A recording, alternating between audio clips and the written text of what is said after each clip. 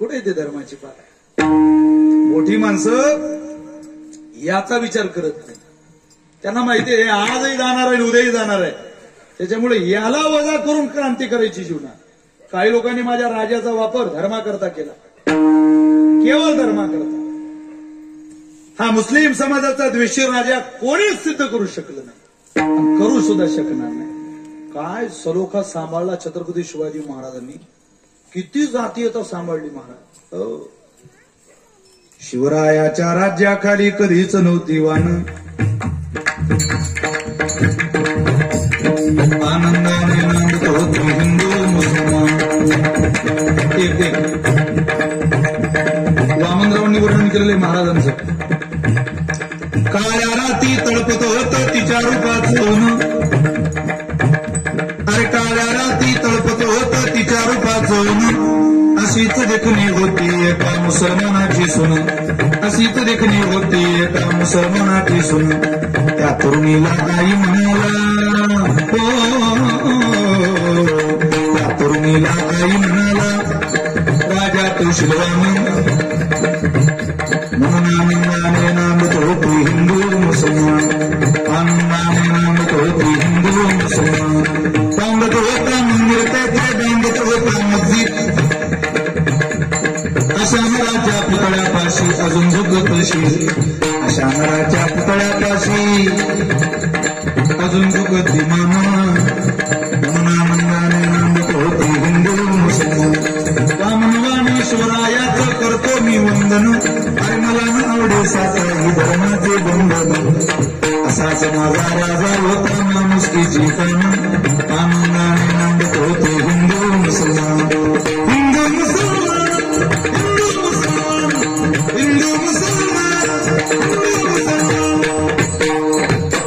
वारकरी संप्रदायाचा विचाराचा राजा होता. संप्रदायानं स्वीकारलं तेच स्वीकारलं गोड तत्व. तसं नाही, संप्रदायानं जातीचा उल्लेख नाही केला कधी कुठे.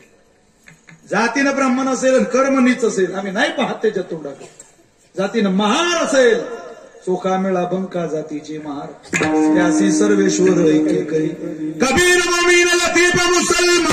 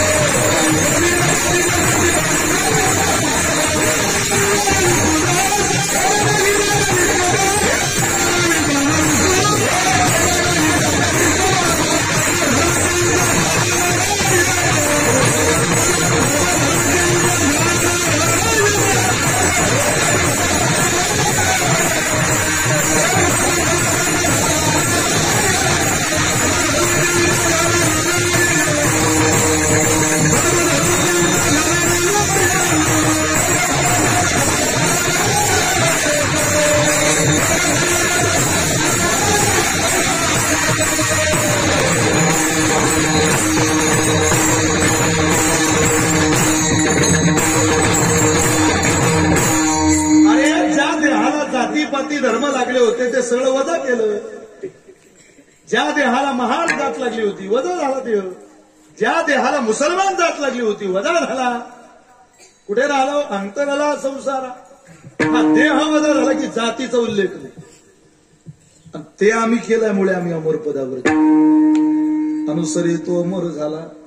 देह वजा झाला. पूर्णभंग काही मला सांगता येणं वेळेच्या मर्यादेत शक्य नाही. तसं पाहिलं तर कायद्यानं आपल्याकडे 5 मिनिट आहे आणि विठ्ठल काका तारीख घेताना काही पूर्ण अभंग सुटला पाहिजे असं ठरलं नव्हतं.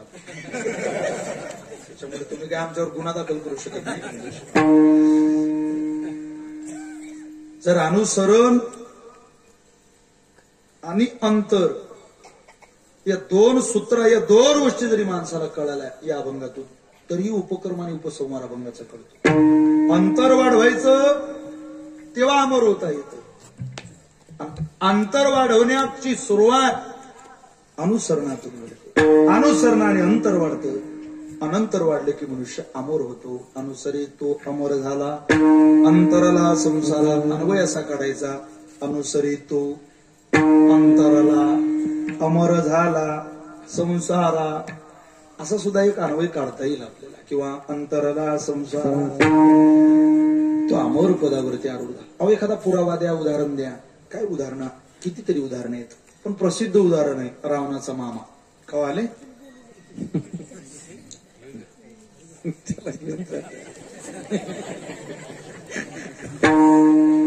दोघं आता दोघं मिळून तिसऱ्याला जवळ घेऊन महाविकास आघाडीची स्थापना करतात. सरकार बनवतील आपलं स्वतंत्र. आनंद आहे पोरांचा.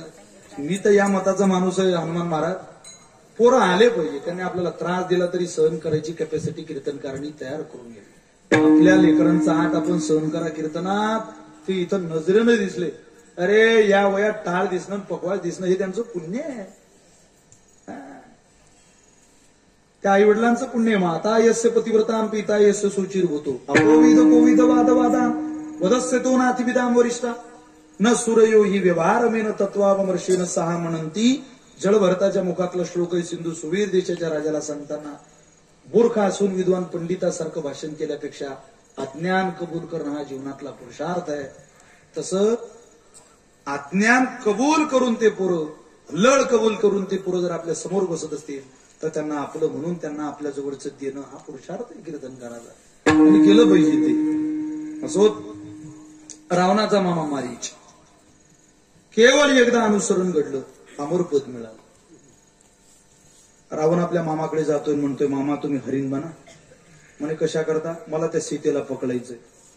अरे त्यांच्या नादाला लागू नको. ती महापराक्रमी शूरवीर राम लखनजी सोबत आहे. सुरक्षेचं कवच आहे तिला. ती आदिशक्ती आहे. सहन करणाऱ्या स्त्रीकडे वाकड्या नजरेने बघायचं नसतं.